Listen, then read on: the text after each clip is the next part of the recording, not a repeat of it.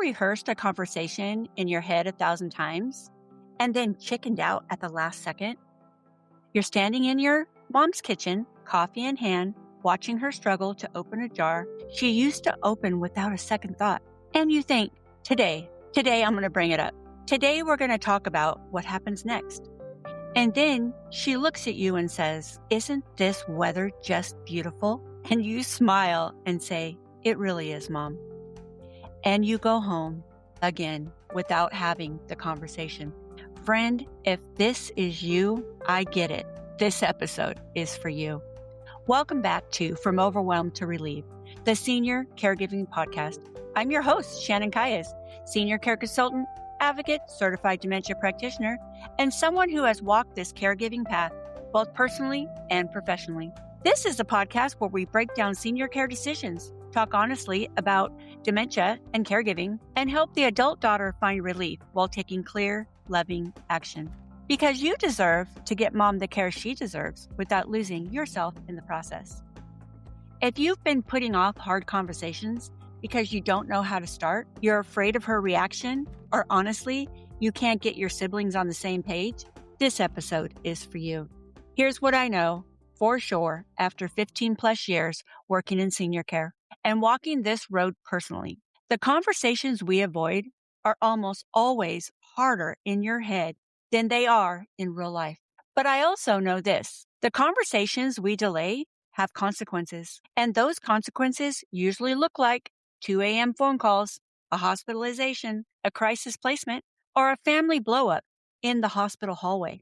Today, we're going to talk about 3 kinds of tough conversations. The initial, "Mom, we need to talk about your future" conversation, how to start it before someone forces you to. The sibling conversation, how to get everyone on the same page when not everyone is showing up equally.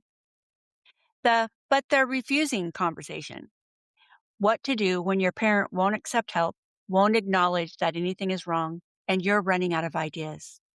3 conversations, real talk, no fluff. Let's go.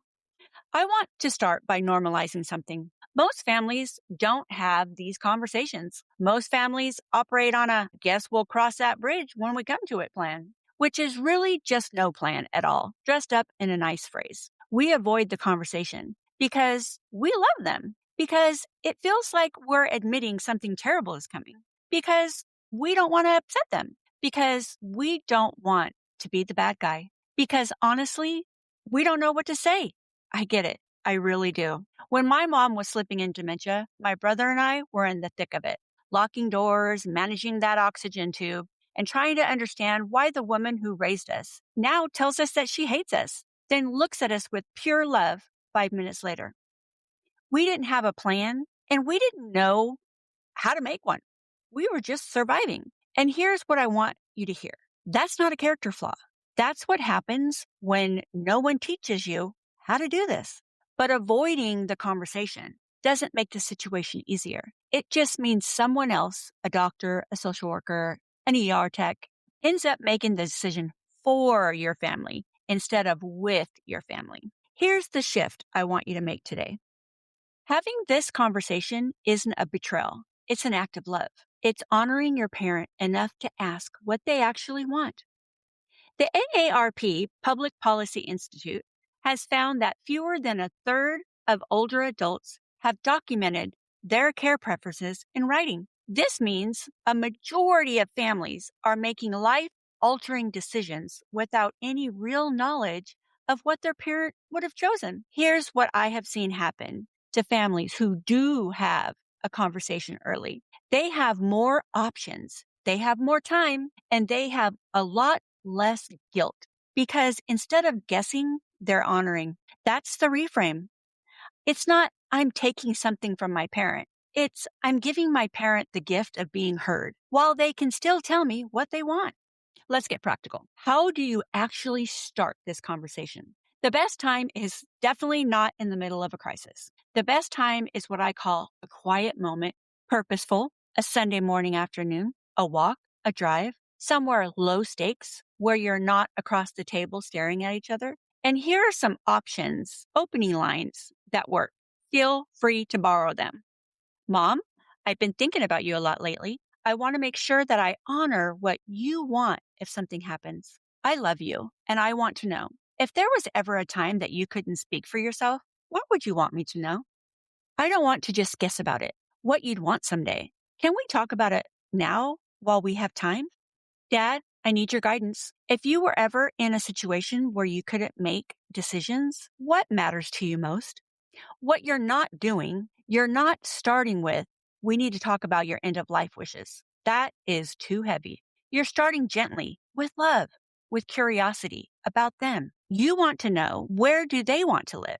What are their non negotiables? What do they fear most? What do they want you to fight for if they cannot fight for themselves? Write it down, even just notes on your phone. You will thank yourself later. Okay. Now let's talk about the one thing that might actually be harder than talking to your parents, the sibling conversation. I want to introduce you to a family I'll call the Hendersons. 3 adult kids, Sarah, who lives nearby and is handling everything, her brother, David, who lives out of state and calls once a week, and their younger sister, Amy, who is full of opinions and short on action. Sound familiar? This is one of the most common dynamics I see. And it is exhausting for Sarah in the story. She's the one at all the appointments. She's the one fielding the 3 a.m. calls. She's the one making the hard decisions and then getting questioned by people who weren't there. Here's what I want you to know. You cannot make a sibling care just because you want them to. You cannot guilt somebody into being present, but you can create clarity about roles, decisions, and expectations. Here's what I recommend. Call a family meeting, not a guilt session, a planning session. Frame it as, I need help figuring out what mom's needs and who can do what. I can't keep doing this alone. Assign roles based on capacity, not geography. Maybe David can handle finances from out of state. Maybe Amy takes on a once a weekend month. Define it. Get on the same page about the care plan. What does mom want? What are we working towards? What's the trigger point that tells us it's time for more support? If someone is blocking necessary decisions and your parent's safety is at risk, this is when you call in a neutral third party, an elder mediator, a social worker, or someone like me who can facilitate conversations that families cannot have on their own. And for the Sarah in the room, it's okay to say, I cannot keep carrying this alone. I need support, not criticism. You're not failing by asking for help. You're being a strong daughter. This one is heartbreaking. You can see what's happening. You can see the decline. You're watching your parents struggle, and they are not having it. I'm fine. Everything's fine. I don't need anyone in my house. I raised you. I think I can manage. You're overreacting. This resistance is usually not stubbornness for its own sake. It's fear. Fear of losing independence. Fear of what this means. Fear of becoming a burden. Fear of dying. So the first thing I want you to do is to have compassion for the fear underneath the resistance. That said, there are practical things that can help. Start small. Don't open with, you need to move. Open with, I want to come by and help you with a few things. Build trust before you build that plan. Use the doctor. Let the physician be the authority. The doctor said, you need to have someone check in. That lands differently than, I think you need help. Frame it around their values. If independence matters to them, staying at home with support is independence. If being a good grandparent matters, staying healthy is how they do that. Involve them in the decision making. People resist what is done to them. They're more likely to accept something that they helped create.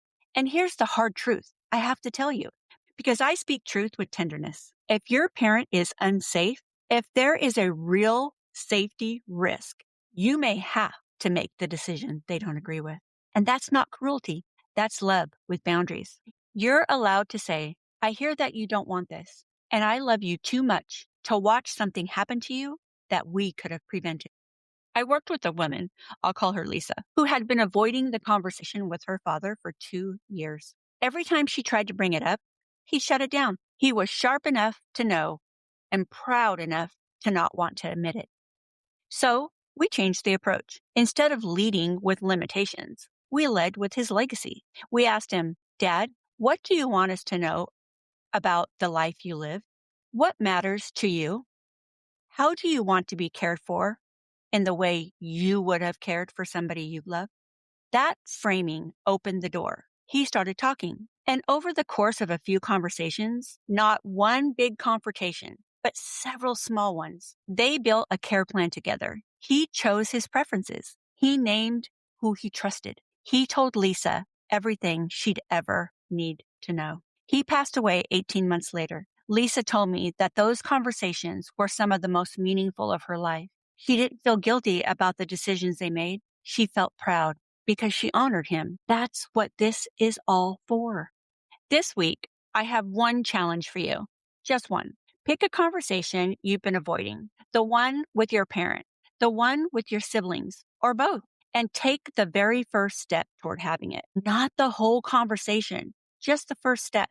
Step one, write down what you want to say. Just notes. No script is required. What are you afraid of? What do you need them to know? What do you actually need from them? Step two, choose a low stake moment this week to say the first sentence, just an opening. Mom, I've been thinking about you. I want to make sure that I know what you'd want. That's it. You don't have to have the whole conversation today. 3, share it publicly. Post in the Strong Daughters Club's Facebook page or tag Clark County Senior Resources on Instagram. Tell us, this week I finally started the conversation I've been avoiding. You will be amazed how many women say, me too. This week's mantra, the most loving thing you can do is ask what she wants while she can still tell me. If this episode felt like it was speaking directly to you, it was. You don't have to figure this out alone. And here's the truth. You're not supposed to. If you're in the middle of this right now, if you need help figuring out how to have these conversations or what your next step should look like, I want to help. Book a clarity before placement consultation call with me on Calendary. Shannon at clarkcountysr.com is my email if that works better for you. I work for facilities, not quotas, not franchises. And please do these 3 things. Subscribe and rate this episode. Your review helps other daughters find relief they desperately need. Share this episode with somebody who has been avoiding those hard conversations. You know who she is. She's the one that says, I'm fine. Everything's fine. Next week, we're tracking another tough conversation, reality that no one talks enough about. You won't want to miss it. And thank you for being here. Until then, be gentle with yourself.